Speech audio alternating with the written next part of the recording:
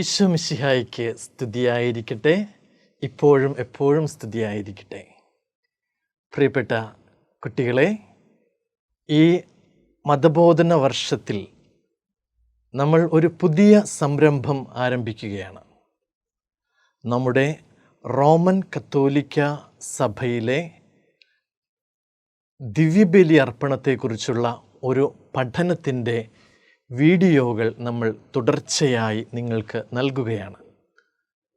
മാലാഖമാരുടെ അപ്പം എന്ന പേരിലൂടെ ഈ ചെറു വീഡിയോകളിലൂടെ നമ്മുടെ ദിവ്യബലി അർപ്പണത്തെക്കുറിച്ച്, അതിൻ്റെ ഘടനയെക്കുറിച്ചും ഓരോ ഭാഗങ്ങളിലെ ഓരോ കർമ്മത്തെക്കുറിച്ചും വ്യക്തമായി നമ്മൾ പഠിക്കുകയാണ്. പ്രത്യേകമായി ഓരോ കർമ്മത്തിലും നമ്മൾ ഉപയോഗിക്കുന്ന പ്രതീകങ്ങൾ, വസ്തുക്കൾ, ആംഗ്യങ്ങൾ, വാക്കുകൾ, ഇവയുടെ യഥാർത്ഥമായ അർത്ഥം എന്താണ് എന്നും ആ യഥാർത്ഥമായ അർത്ഥത്തിലൂടെ അവയെ അറിഞ്ഞുകൊണ്ട് ഏറ്റവും യോഗ്യമായ രീതിയിൽ ദിവ്യബലി അർപ്പണത്തിൽ പങ്കുചേരുവാൻ നിങ്ങളെ സഹായിക്കുക എന്നതുമാണ് ഈ ഒരു സംരംഭത്തിൻ്റെ ഉദ്ദേശം. നിങ്ങളെല്ലാവരെയും ഹാർദമായി ഈ വീഡിയോകളിലേക്ക് ഞാൻ സ്വാഗതം ചെയ്യുകയാണ്. ഇന്നത്തെ നമ്മുടെ പഠനം നമ്മുടെ ദിവ്യബലി അർപ്പണത്തിൻ്റെ പൊതുവായിട്ടുള്ള ഘടനയെക്കുറിച്ചാണ്. അത് മനസ്സിലാക്കിയിട്ട് നമ്മൾ ഓരോ ഭാഗത്തും വരുന്ന വിവിധങ്ങളായ കർമ്മങ്ങളെക്കുറിച്ച് ഡീറ്റെയിൽഡായിട്ട് അറിയുകയും പഠിക്കുകയും ചെയ്യും. അപ്പോൾ ഇന്നത്തെ നമ്മുടെ പഠനം എങ്ങനെയാണ് നമ്മുടെ ദിവ്യബലി അർപ്പണത്തിൻ്റെ ഘടന എന്നാണ്. നമ്മുടെ ദിവ്യബലി അർപ്പണത്തിന് പ്രധാനമായും 2 ഭാഗങ്ങളാണുള്ളത്. ഒന്നാമത്തെ ഭാഗം ദൈവവചനത്തിൻ്റെ ശുശ്രൂഷ, the liturgy of the word of God. രണ്ടാമത്തെ ഭാഗം ഈശോയുടെ ശരീരത്തിൻ്റെയും രക്തത്തിൻ്റെയും ശുശ്രൂഷ, അല്ലെങ്കിൽ the liturgy of the body and blood of Christ. മറ്റു വാക്കിൽ പറഞ്ഞാൽ ദിവ്യകാരുണ്യത്തിൻ്റെ ശുശ്രൂഷ, the liturgy of the Eucharist. ഇതാണ് ദിവ്യബലി അർപ്പണത്തിൽ നമ്മൾ ആദിമകാലം മുതൽ, അതായത് വിശുദ്ധ ഗ്രന്ഥത്തിൽ ദിവ്യബലി അർപ്പണത്തിൻ്റെ വിവരണങ്ങൾ എവിടെയൊക്കെ കാണുന്നുവോ അവിടെയെല്ലാം നമ്മൾ കാണുന്നത് ഈ 2 ഭാഗങ്ങളാണ്. അതിനുശേഷം ആദിമ സഭയിൽ, പ്രത്യേകിച്ച് വിശുദ്ധ ജസ്റ്റിൻ, രക്തസാക്ഷിയായ വിശുദ്ധ ജസ്റ്റിൻ്റെ വിവരണങ്ങളിലാണ് നമ്മൾ ബൈബിളിന് പുറത്ത് ദിവ്യബലി അർപ്പണത്തെക്കുറിച്ച് കാണുന്ന പ്രധാന ഭാഗം. അവിടെയെല്ലാം ഈ 2 ഭാഗങ്ങളായിട്ടാണ് നമ്മുടെ ദിവ്യബലി അർപ്പണത്തെ ക്രമീകരിച്ചിരിക്കുന്നത്.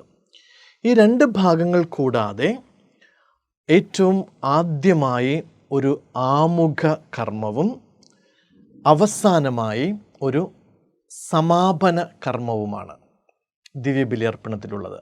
അപ്പോൾ നമ്മൾ നോക്കുകയാണെങ്കിൽ ഒന്നാമത്തേത് ദൈവവചനത്തിൻ്റെ ലിറ്റർജി, രണ്ടാമത്തേത് ഈശോയുടെ ശരീരത്തിൻ്റെയും രക്തത്തിൻ്റെയും ലിറ്റർജി. ഇതുകൂടാതെ പ്രാരംഭമായി പ്രാരംഭ കർമ്മങ്ങളും സമാപനമായി സമാപന കർമ്മങ്ങളും.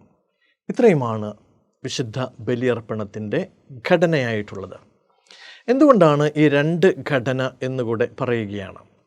വിശുദ്ധ ഗ്രന്ഥത്തിൽ നമ്മൾ കാണുക, ഏറ്റവും ആദ്യമായിട്ട് ഈശോയുടെ തിരുവുത്ഥാനത്തിന് ശേഷം അവിടുന്ന് ദിവ്യബലി അർപ്പിക്കുന്നുണ്ട്. എമ്മാവൂസിലേക്ക് പോയ ശിഷ്യന്മാരോടൊപ്പം അവിടുന്ന് ദിവ്യബലി അർപ്പിക്കുന്നു. അവിടെ നമ്മൾ കാണുന്നു, ഈശോ ആദ്യം അവരോട് വിശുദ്ധ ഗ്രന്ഥം വ്യാഖ്യാനിച്ചു കൊടുക്കുന്നു.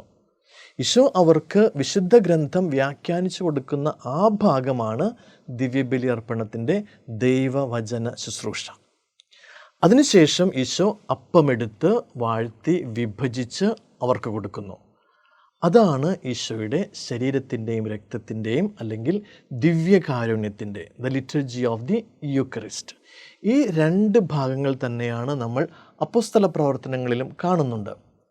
അപ്പോസ്തല പ്രവർത്തനങ്ങളിൽ നമ്മൾ ഇങ്ങനെ കാണുന്നുണ്ട്, അവിടെ 2-ാം അധ്യായം 46-ാമത്തെ വാക്യത്തിൽ അവർ ഏകമനസ്സോടെ താൽപ്പര്യപൂർവം അനുദിനം ദേവാലയത്തിൽ ഒരുമിച്ച് കൂടുകയും ഭവനം തോറും അപ്പം മുറിക്കുകയും ഹൃദയലാളിത്യത്തോടും ആഹ്ലാദത്തോടും കൂടെ ഭക്ഷണത്തിൽ പങ്കുചേരുകയും ചെയ്തിരുന്നു. ഇവിടെ അവർ ദൈവവചന ശുശ്രൂഷയ്ക്കായി യഹൂദ ദേവാലയങ്ങളിൽ അല്ലെങ്കിൽ യഹൂദ ദേവാലയത്തിലോ സിനഗോഗിലോ അവർ ഒന്നുചേരുന്നു. ആദിമ ക്രൈസ്തവർ അവർ മറ്റ് യഹൂദരോടൊപ്പം വിശുദ്ധ ഗ്രന്ഥ വായനയിലും അതിൻ്റെ വ്യാഖ്യാനങ്ങളിലുമൊക്കെ പങ്കുചേരുകയും ക്രൈസ്തവർ മാത്രമായിട്ട് ഭവനം തോറും ഏതെങ്കിലും ഒരു ക്രൈസ്തവൻ്റെ ഭവനത്തിൽ ഒരുമിച്ച് കൂടുകയും അവിടെ അപ്പം മുറിക്കുകയും ചെയ്യുന്നു. അതാണ് ഈശോയുടെ ശരീരത്തിൻ്റെയും രക്തത്തിൻ്റെയും ശുശ്രൂഷ. അപ്പോൾ liturgy of the word of God ആദ്യം നടക്കുകയും പിന്നീട് ലിറ്റർജി ഓഫ് ദി യൂക്കറിസ്റ്റ് നടക്കുകയും ചെയ്യുന്നു. പിന്നെ നമ്മൾ കാണുന്നുണ്ട് കൊറിന്തോസുകാർക്ക് എഴുതിയ 1-ാമത്തെ ലേഖനത്തിൽ 8 മുതൽ 11 വരെയുള്ള അധ്യായങ്ങളിൽ നമ്മൾ ആദിമസഭയിലെ കൊറിന്തിലെ സഭ എങ്ങനെയാണ് ദിവ്യബലി അർപ്പിച്ചിരുന്നത് എന്നാണ്.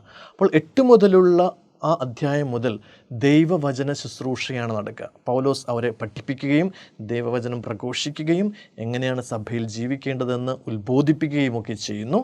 അതിനുശേഷം 11-ാം അധ്യായം 23-ാമത്തെ വാക്യത്തിൽ പൗലോസ് പറയുന്നു, നമ്മുടെ കർത്താവായ യേശു ക്രിസ്തുവിൽ നിന്ന് ലഭിച്ച പാരമ്പര്യമനുസരിച്ച് അവിടുന്ന് അപ്പമെടുത്ത് മുറിച്ച് വിഭജിച്ച് വാഴ്ത്തി അവർക്ക് കൊടുത്തുകൊണ്ട് അരുളി ചെയ്തു, ഇതെൻ്റെ ശരീരമാകുന്നു എന്നുള്ളത്. അപ്പോൾ ആ ഭാഗം മുതൽ ഈശോയുടെ ശരീരത്തിൻ്റെയും രക്തത്തിൻ്റെയും ശുശ്രൂഷ ആരംഭിക്കുന്നു.